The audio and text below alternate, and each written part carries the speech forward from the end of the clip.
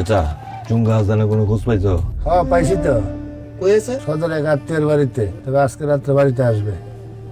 নজর আইস, আজকে রাইতে ধরতে হইব। ঠিক আছে ভাই। আদরে আদরে আদরে কি শুরু করছেন আপনারা? তার আপনি ধরছেন কেন? সে কি চোর না ডাকাইত? চোর ডাকাত না, তা পলায় পলায় থাকে কেন? সেটা তার ইচ্ছা। এইবার ভোটে সে কোনো রকম প্রচার করবে না। কেন করবে না? কেন করবো না?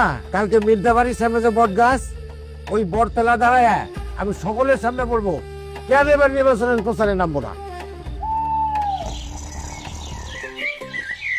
ভাই সাহেব, গ্রামবাসী ভাই সাহেব, আর চিন্তা নাই।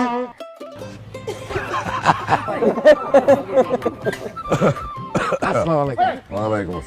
আপনারা সবাই জানেন মজুরির বিনিময়ে এই চুঙ্গা ফুইটা প্রচার প্রচারণা চালাই, কিন্তু আমার সেই গুণ কখনো কখনো ভালোর সাথে মন্দ ডেকে।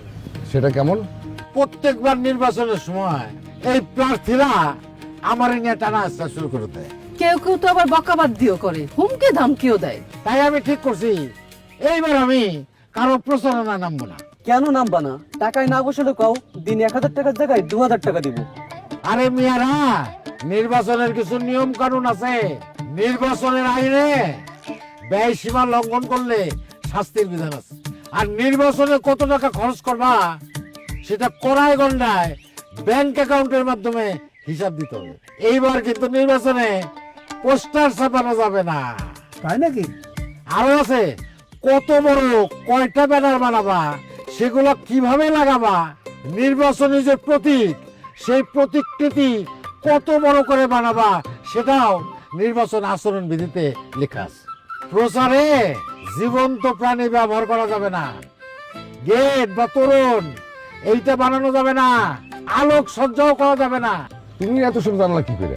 এবার যে কয়দিন আমি গা ঢাকা দিয়ে উপজেলার সদরে ছিলাম, তার মধ্যে আমি উপজেলা নির্বাচন অফিসে গিয়েছিলাম। সেখান থেকেই আমি নির্বাচনের আচরণ বিধি সম্পর্কে জেনেছি। তার সাথে আমি একটু আমার মতো করে রঙ্গ রসের অলংকারে সাজিয়ে নিয়েছি, নাম দিয়েছি ভোট বার্তা। শুনবেন চাচা? অবশ্যই শুনবো। এখন তো আসলে রক্ত হয়ে গেছে। হ্যাঁ মাগরিবের পরে সবাই মিলে বসি, কি কও তোমরা? ঠিক আছে, সব ঠিকঠাক আছে রে? ওয়ালাইকুম সালাম। ওয়ালাইকুম সালাম। হাসান আলী, শোনাও দেখি তোমার ভোট বার্তা।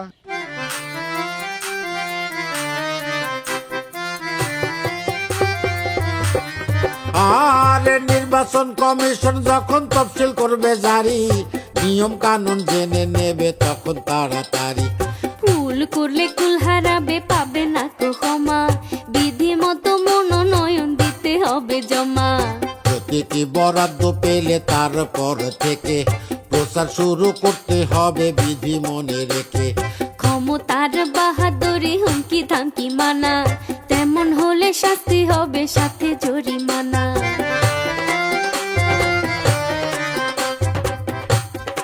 আর কমিশনের ম্যাজিস্ট্রেটের ধারে কাছেই আছে, অভিযোগ থাকলে কারো যাবে তিনার কাছে। বিধি মতে সব সমাধান করে দেবেন তিনি, চলবে না কোতাল বাহানা, নিবে সেটা মানি।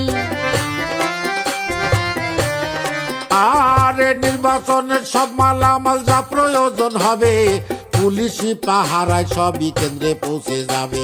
ভোটার হলে ভোটের দিনে ভোট কেন্দ্রে যাবে, সব নিয়ম বিধি মেনে সবার ভোট দিতে হবে। এইবার শোনেন, ভোট দেবেন কিভাবে সবাই ভালো করে শুনবেন, বিশেষ করে যারা এবার নতুন ভোটার হয়েছে। আরে ভোট কেন্দ্রে ভোট দিতে যাবেন আপনি যখন, না পরিচয় ভোটার নাম্বার জানতে চাবে তখন। যাচাই বাছাই শেষ হলে সই স্বাক্ষর নিয়ে, আঙ্গুলে দাগ দিয়ে দেবে বিষম কালি দিয়ে।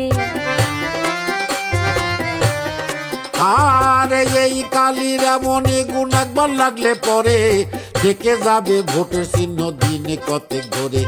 2টা ব্যালট পেপার দেবে ভোট দেবার জন্য, জাতীয় সংসদ নির্বাচন আর গণভোটের জন্য।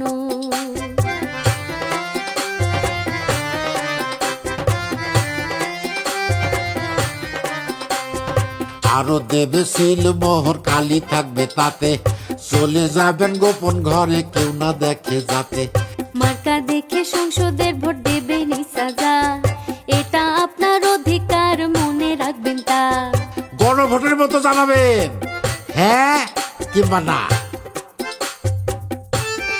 আরে সিল মারা শেষ হলে ব্যালট পেপার দুটো ভাঁজ করে ভোটের বাক্সে ফেলতে হবে দ্রুত ভোট দেয়া শেষ হলে বিলম্ব না করে ভোট কেন্দ্রে সীমা ছেড়ে আসতে হবে সরে নাগরিক আপনি দেশের ভোটটাই অধিকার দেশ ও দশের মঙ্গলে তা করেন ব্যবহার নাগরিক আপনি দেশের ভোটটা অধিকার দেশ ও দশের মঙ্গলে তা করেন ব্যবহার বাহ কি সুন্দর কথা কথা কি বোঝা গেল খালি ভোট দিলেই হবে না দেখে শুনে বুঝে দিতে হবে ভোট দিতে হবে দেশের কল্যাণের কথা ভেবে এবার বলি শেষ কথা আমার ভোট আমি দেব দেখে শুনে বুঝে দেব আমার ভোট আমি দেব ভালো কাজে শরীক হব এইবার আমার সাথে সাথে বলেন আমার ভোট আমি দেব দেখে শুনে বুঝে দেব আমার ভোট আমি দেব ভালো কাজে শরীক হব হ্যাঁ